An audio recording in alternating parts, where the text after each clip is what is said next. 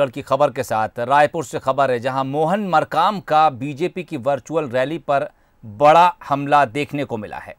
मोहन मरकाम का कहना है कि बीजेपी की वर्चुअल रैली पूरी तरह से फ्लॉप शो रही। इसके अलावा उन्होंने ये भी इशारा किया कि बीजेपी के स्थानीय नेताओं में अब दमखम नहीं बचा है, इसलिए वर्चुअल रैली को संबोधित करने के लिए मध्य प्रदेश के सीएम शिवराज सिंह चौहान को बुलाया गया। पीसीसी चीफ मोहन मरकाम ने यह भी आरोप लगाया है कि विपक्ष के तौर पर छत्तीसगढ़ में बीजेपी कमजोर पड़ रही है।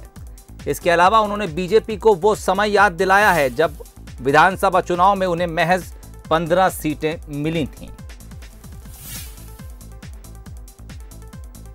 वर्चुअल रैली के माध्यम से भारतीय जनता पार्टी छत्तीसगढ़ में कोई उनके नेता नहीं है, मध्य प्रदेश से नेता आयातित करके वर्चुअल रैली को संबोधित कर रहे हैं। और जिस ढंग से माननीय शिवराज सिंह ने आरोप लगाया है वो सरासर गलत है।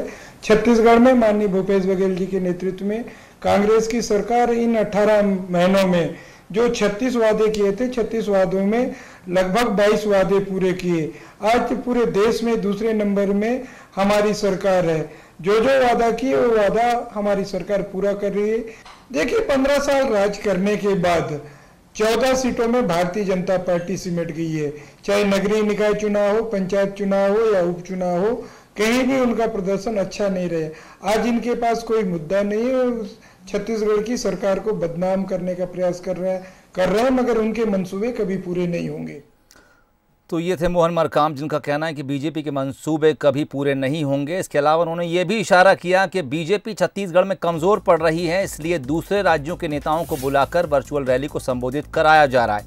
मोहन तिवारी इस वक्त हमारे साथ फ़ोन लाइन पर जुड़ गए। मोहन, कांग्रेस की तरफ से इस तरह के रिएक्शन आना लाजमी थे और हो सकता है आने वाले वक्त में हमें और भी रिएक्शन दिखें। दरअसल वजह बड़ी है, छत्तीसगढ़ के सीएम पर एक दूसरे राज्य के सीएम ने सीधे तौर पर हमला बोला है। देखिए, वर्चुअल रैली का जो कॉन्सेप्ट बीजेपी ने तैयार किया है उसमें एक राष्ट्रीय नेता को एक एक प्रदेश की जिम्मेदारी दी गई है और उसी कड़ी में मध्य प्रदेश के जो मुख्यमंत्री हैं वो उनको छत्तीसगढ़ में वर्चुअल रैली संबोधित करने की जिम्मेदारी थी। हालांकि कांग्रेस अब जो आरोप लगा रही है या कहें इसे मुद्दा बना रही है कि आयातित नेता के द्वारा वर्चुअल रैली का संबोधन किया जा रहा है, जबकि स्थानीय नेतृत्व यहाँ पर छत्तीसगढ़ में किसी का है ही नहीं। लेकिन बीजेपी का ये कॉन्सेप्ट ही था कि हर प्रदेश के लिए एक बड़े नेता को अधिकृत किया गया था ताकि वो ऐसी रैलियों को संबोधित कर सके।